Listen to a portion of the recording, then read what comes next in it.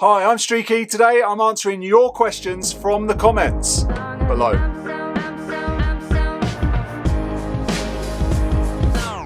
So if you're new here, I'm Streaky. I'm an audio anorak. I love anything to do with sound. I'm a mastering engineer, been mastering for about 25 years on all kinds of different stuff, from high-end artists to low-end artists and everyone in between. I mainly review stuff, answer questions from you, and try and help people get a better sound or understand audio in a better way from my experience. So today I'm answering questions that have been put in the comments by people. If you'd like to ask me a question going forward from here, please use the hashtag AskStreaky, and my account on Twitter is @Streaky. It's @StreakyMastering for other stuff too, so if you want to follow me anywhere else. But yeah, please use the hashtag AskStreaky. It'll make it quick for me to answer these every now and again. So yeah, first up, I've been asked, do I have a particular brand of cables, or do I prefer cables that, do they make a difference to the sound? So yes, I think it makes a massive difference, the types of cables you use. I've tested loads in my time and listened to different ones, and people say it's kind of rubbish and that's not true. And when I've worked at bigger studios, they'll have reams and reams of sort of NAF cables and different cable on the left to the right and stuff, and it really does make a difference to the sound if you actually take the time to A/B stuff, which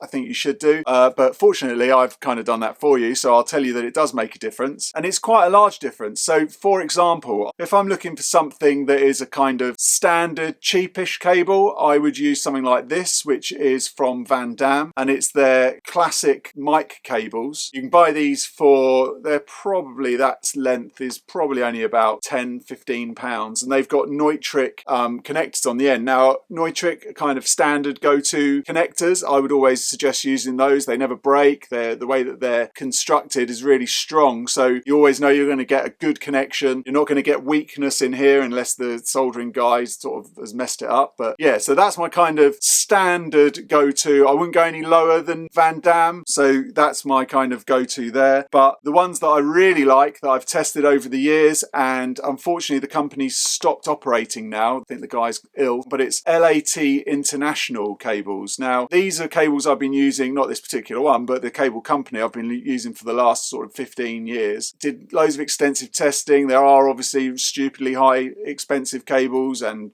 low. I found that these were like a really good high quality grade cable for, just the sound was really good, and they weren't mega expensive. That kind of cable was costing, I think, about £100 a metre at the time, so I'd say that's about a metre, so about £100 for that one, which is pretty good in cable standards, believe me. And then obviously again with the Neutrik ends, but the difference between that cable and that cable is quite amazing. In fact, what I'll do is I'll put a link below and I'll record with one cable and with the other cable, so then you can hopefully hear the difference between the two. I'm sure you can if I play it. This one is brighter, sharper, a little bit harsher in the mids, and this one is really smooth and really clear. You get a lot more depth and stuff with the more expensive. Not that price is really a factor, but just so you know the difference between that one and that one. So the Van Dam, it's a good quality cable. It's very standard. It's not going to have interference. It's a really well-made cable, but it is a little bit brighter, a little bit harsher than this cable. And also, if you're just buying one cable that's going to go from your DAC to your speakers, or from your DAC to your amplifier, then why not spend a little bit of money and buy a metre of cables, or as short as you can get away with, and have a really nice sounding cable. A lot of people, if you're in the box, then you may as well spend a little bit of money on getting some nice cabling to get the sound good as best as you can. But if you've got to rig up loads of kit, I would use these to start off with, and then start moving on to some other cabling. There's obviously millions of makes, so really you need to find something that you like, that suits you, and then kit your gear out. So also on the cable front, whilst I'm on it, is I've done a whole video on this. I'll link it above now so that you can see. Mains cables. Now everyone says main cables don't make a difference. Guarantee you I could prove to you 100% it does. If I plug this mains cable in, I did this test last week just to prove the point to my assistant, because he was calling me a lot. Well, he wasn't, but I just wanted to prove to him that there was a difference. And it's the bass, everything was cleaner, tighter. It's a difference. It makes a difference. These are really expensive actually. This is LAT International again. These are more expensive than that. I think these were about £200 a metre, maybe more, but it's probably not great. But I've bought them off eBay over the years. I've just kept kept buying them. Every time I see them come up, then I just buy them. So look out for that on cables. Sometimes it can be tricky if the cable is, you know, a wound cable. They could have snapping, but with these kind of cables, they're really well made. The isolation and stuff, they haven't been pulled or stretched too much, so they should last you. They should be okay to get second hand. They will have been burnt in. Another thing with cables like speakers or any equipment is you need to burn it in for a bit just to get the juices rolling and to really sort of get it working. You can definitely hear a difference. That for speakers, that's a really top tip. Every set of speakers I get in here, I leave them to run for a while, especially if they're new, because they just need that breathing space. Speakers can sound really kind of flat and uninspiring the first time you hear them. Let them pop for a bit and they really start coming to life. So definitely do that every time you get some new speakers and new cables. Run them in. So anyway, less of that. Next question is, so if I could have one compressor, or if it was a starter compressor, which compressor would I have? I've got a few different types of compressors that I like. I find that compression for me is more about adding flavour to things. So versatility would be what I'd be looking for. I wouldn't just want something that was just kind of one flavour, because, you know, that flavour might not work for everything.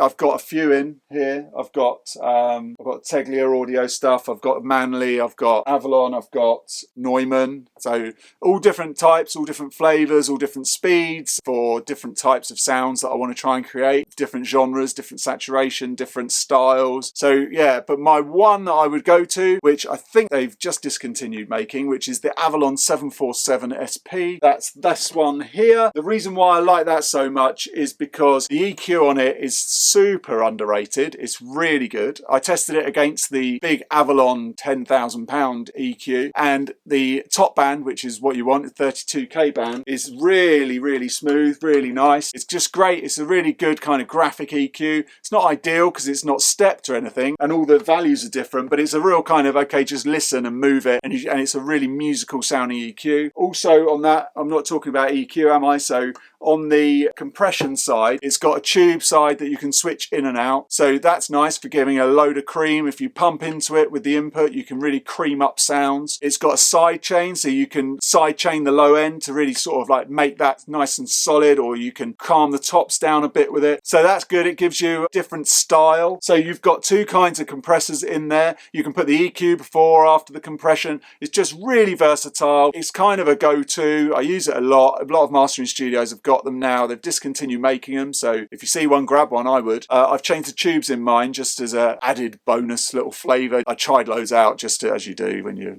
an audio geek like myself. But yeah, that would be my compressor if I was on a desert island, I guess, if that's the kind of question you're asking. The question is, how do I know when I'm doing too much? I put a post up on Instagram yesterday saying it's always hard to do nothing, and that's kind of true, because really, I keep saying it to everybody, the job of a mastering engineer, my job is to do nothing. I'm just there to listen to stuff, to make sure it goes to the production facility, to get CDs pressed, or it's going on iTunes or whatever. I'm just there to make sure it's going to sound as good, or if not the same, when it goes there. I'm a kind of middleman. You don't want me ruining your mix, you don't want me ruining your recording. I'm not there to add loads of stuff and pull things out of the bag that you should have been doing at the mix stage. I'm there to get it louder, to get it to the level that it needs to be at, without ruining the mix. That's the skill of how you can get things loud, or how you can get things sounding correct when you go to press off CDs or cut to vinyl or whatever. So the thing is, why you start adding EQs and you start adding compression and dynamics and things, it's really because you're in an ideal world. You're trying to get back what the mix engineer had in his mix, because as soon as you start getting it louder, the limiters start compressing it down or start adding a bit of top. You need to be just sort of counteracting that, and that's really going back from mastering for the 50s and 60s, where you were going from tape to vinyl. You had to put filters in and stuff to get it to sound the same from there to there, because you know, obviously the limitations of a vinyl lathe. So it's kind of the same thing now. It's the limitations of how things sound on streaming services. So my job is to kind of tweak to get it to sound the same. So how do I know if I've over tweaked that whole situation? So really, you've got to be A-Bing all the time, from what you've got now to what you had previously. You need to level match that A-B so that you're not fooled by loudness, and by you can put an EQ on and the level comes up and it all sounds really good and you look great to the client when they're sitting next to you, because their one sounds dull and quiet and your one's loud and bright. But that's really not what you want. You want it so that you've kind of got them the same, but then when you actually take the level off, it's like, wow, that's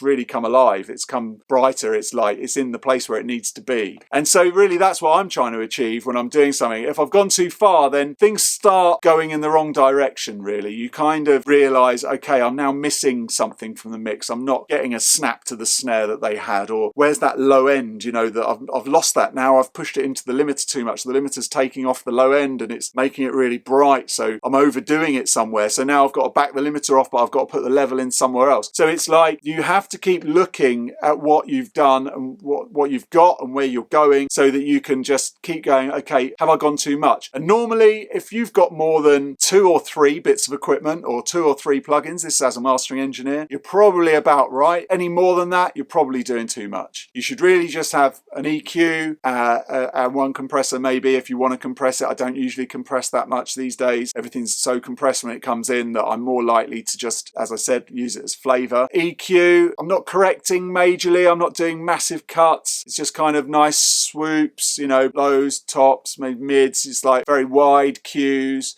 Just kind of bringing it up, sort of making the balance right as it's going into the limiters. I'm kind of caressing. If I need things that are, if I hear something where I'm going in and it's like, that's just, you know, loud in the mix. You know, if you keep going and keep going and keep going, you can't get it right. You've got to go back to the mix engineer and just say, look, just bang the kick drum down 2 dB. I can get it hitting better then, or, you know, the opposite way around or whatever. So it's like working with the mix engineer to really get that final sound that you know you can get, you can hear. If you're using 10, 12 bits of equipment, you've gone way overboard. You don't need to do that much. You're adding far too much of your own ego to that and your own kind of sound. You don't need to be doing that. The best engineers I've ever worked with as mastering engineers will do 1 or 2 EQ tweaks, run it through the system, get it louder, and that's it.